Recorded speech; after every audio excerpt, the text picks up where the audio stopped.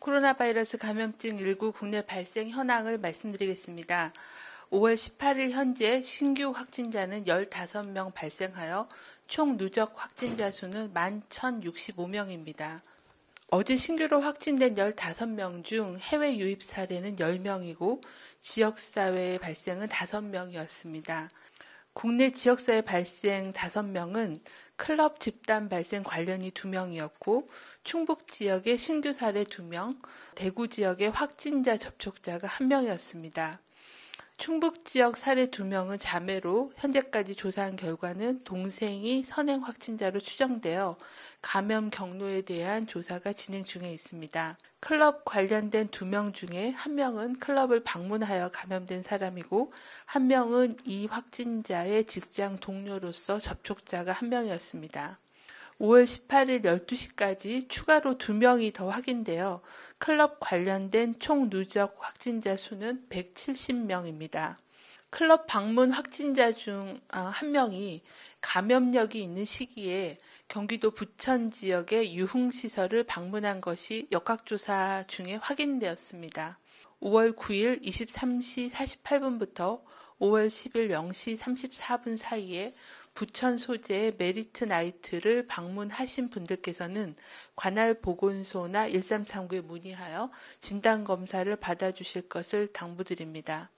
또한 이미 검사를 받으셔서 음성을 확인하였더라도 14일간의 잠복기 동안에는 발병할 가능성이 있습니다. 자가격리자로 분류되신 분들은 자가격리를 철저히 지켜주시고 자가격리 대상자가 아닌 사람들도 사람 간의 접촉을 줄이고 증상 발생 시에는 즉시 재검사를 받아주시길 바랍니다. 중앙방역대책본부는 코로나19 재양성 확인 사례가 지속 보고됨에 따라 현재까지 조사 분석된 근거와 자문회의 결과를 바탕으로 확진자의 격리 해제 후 관리 및 재양성자 관리 방안을 변경하도록 하겠습니다. 현재까지 재양성자 및 접촉자에 대한 적극적인 감시와 역학조사, 바이러스 검사를 시행한 결과 재양성자가 감염력이 있다는 근거는 확인되지 않았습니다. 재양성자 285명에 재양성 시기의 접촉자에 대한 790명을 조사한 결과 이들로 인한 확진 사례는 확인되지는 않았습니다. 또한 재양성자 108명의 바이러스 배양 검사 결과 모두 음성으로 확인하였습니다. 재양성자의 접촉자 중 신규 확진이 된 특이 사례가 3건 보고되었습니다. 역학적으로는 다른 감염원의 노출의 가능성을 배제할 수 없고 또 재양성자와 또 접촉자에서 바이러스 배양이 되지 않았으므로 재양성자에 의한 감염으로 단정하기는 어렵다라는 결론을 내렸습니다. 따라서 중앙방역대책본부는 5월 19일부터 현재 시행하고 있는 확진자의 격리 해제 후 관리, 재양성자의 관리 방안의 적용을 중단하기로 결정하였습니다. 또 전문가의 공고에 따라서 용어를 재양성자라는 용어로부터 격리 해제 후 PCR 재검출로 변경하여 사용하기로 하였습니다. 산발적인 발생을 모두 차단할 수는 없어도 거리두기, 마스크, 손 씻기, 고위험시설의 집중관리, 조기의 진단검사 등을 통해서 대규모의 집단 감염을 분명히 억제할 수 있다고 말씀드립니다. 코로나 유행 장기화 시기에 국민들께서도 바이러스에 노출될 기회를 스스로 차단하는 노력이 매우 중요합니다. 손 씻기, 마스크 착용 등으로 개인 감염을 차단해 주시고 클럽, 주점, 노래방 등 밀폐되고 밀집한 다중이용 시설의 이용 자제와 철저한 방역수칙 준수로 대규모 집단 감염을 차단하는 것이 필요합니다.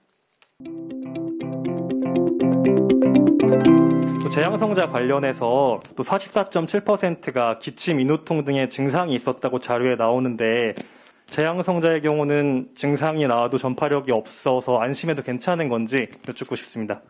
재양성일 때 증상이 있었는지 없었는지에 대한 조사를 했는데 여기서 말하는 증상이라는 거는 약간의 근육통 또는 기침 또는 객담, 목이 조금 아픔 이렇게 굉장히 증상이 좀 더 비특이적인 증상이 있고요. 그럼 이 증상들이 그러면 코로나19가 재발돼서 혹시 이런 증상이 생긴 건지에 대한 거는 그걸 보기 위해서 이제 배양 검사나 이런 걸 한 건데 그거는 코로나19로 인한 거라기보다는 새로운 뭔가 다른 그런 호흡기 감염이나 호흡기 증상이 생겼을 수도 있다라고 판단을 합니다. 그래서 저희가 이제 그걸 좀 확인하기 위해서 호흡기 바이러스 8종에 대한 검사도 같이 시행을 하였습니다. 근데 같이 시행한 결과 많은 바이러스, 호흡기 바이러스가 확인되진 않았고 아데노바이러스가 2건, 보카바이러스가 1건 정도 확인이 됐고 다른 호흡기 바이러스는 확인되지는 않았습니다. 전파력에 대해서도 바이러스 배양 검사 자체가 음성이었기 때문에 그러니까 호흡기 상피세포에 남아있는 죽은 바이러스의 조각들이 상피세포가 탈락되면서 같이 묻어나와서 PCR이라는 민감도가 높은 검사를 통해서 양성으로 확인됐을 가능성이 가장 높다라고 저희도 보고 있고 전문가들도 그렇게 판단을 하고 있습니다.